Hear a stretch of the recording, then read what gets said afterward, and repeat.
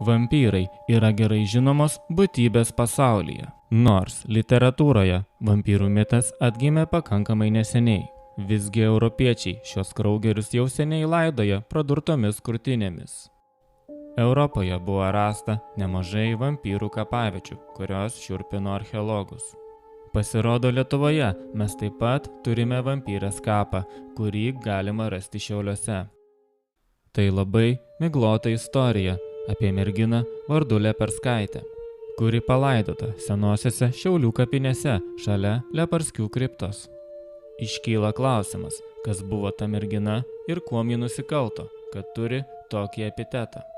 Pavyko rasti labai nedaug informacijos apie jos asmeninį gyvenimą.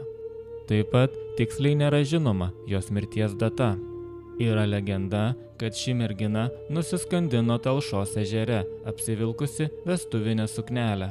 Yra faktas, kad tai tikrai gali būti tiesa, nes ji buvo palaidota atskirai nuo savo šeimos kaip savižudė už kapinių tvoros. Sklido pasakojimas, kad mirus Leperskaitei pro kapines pravažiuojančius vežikus stabdydavo tamsiais rūbais apsirengusi mergina ir prašydavo pavežti į kalnelio galą. Jis susimokėdavo stambiu banknotu, kuris paskui virsdavo sudžiūvusiu medžio lapu. Vežikai supratę, kad turi reikalą su vaiduokliu, jai nebestodavo. Toliau yra žinoma, kad nestojančius jį užpuldavo. Dėl to buvo nuspręsta atkasti jos kapą. Karste ji gulėjo visiškai sveika, tarsi būtų palaidota vakar. Tada vežikai suprato, kad tai panašu į vampyrę. Jos širdis buvo pradurta mediniu kuolu, o galva nukirsta. Po visko buvo užpirktos mišios ir pastatytas metalinis kryžius, kuris paskui dingo. Kapinių plotas buvo padidintas taip, kad kapas atsidurtų šventintoje vietoje. Kalbama, kad nuo to laiko čia daugiau nebesivaidena.